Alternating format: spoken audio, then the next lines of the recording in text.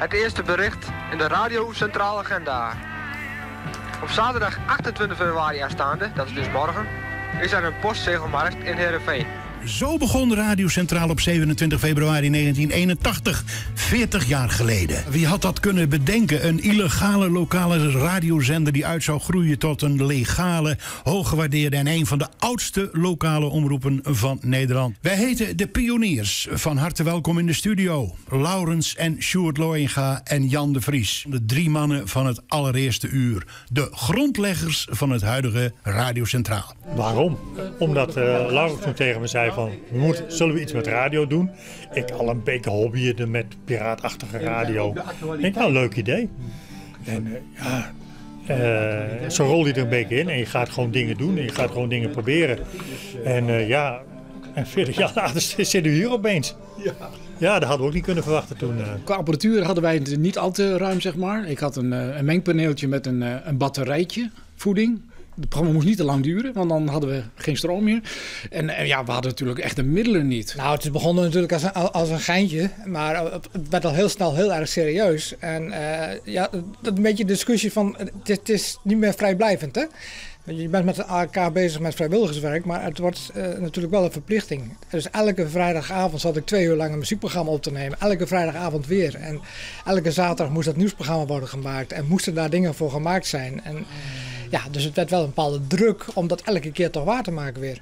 Ik had dus een zendetje. Nou, de eerste keer, ik kan me nog herinneren dat we voor waar nu de brandkazerne is, zaten we in de auto of zo en had ik wat aangesloten en toen... Het was ongeveer het bereik ook, hè? Toch? Toen Nee. Toen was er iemand in de hoeve, of jij dat was of iemand anders, die kon ons ontvangen. Nou, we waren als een kind zo blij. Ja, nog wel net de laatste jaren van de piraterij metmerkt.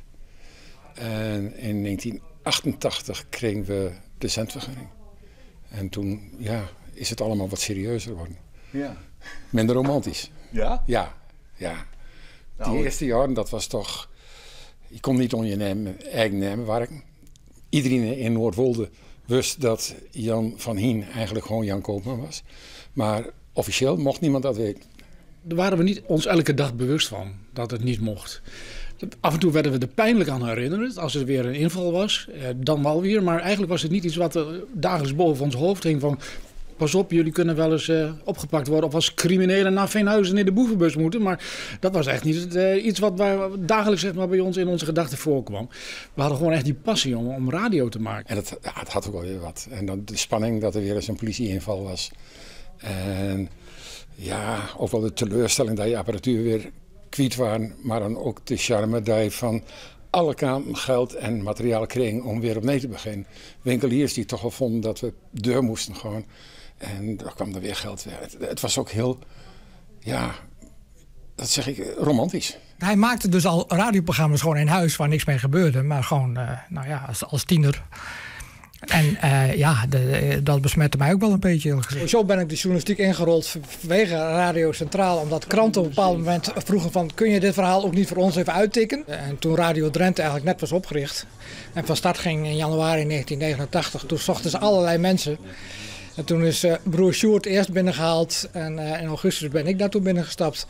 En vervolgens 23 jaar gebleven daar. Ik heb er gelukkig later in mijn beroep nog heel veel voordeel van gehad. Dat ik zo begonnen ben met alleen maar basisspulletjes zeg maar, om een radio te maken. En mij krijg je dus niet snel gek zeg maar, als het gaat om radio. Dus dat kan maar niet gek genoeg. Studio's kunnen instorten, de zendmasten kunnen omvallen. En dan gaan gewoon door. Radio moet gewoon doorgaan. Dat Centraal lang door mag gaan.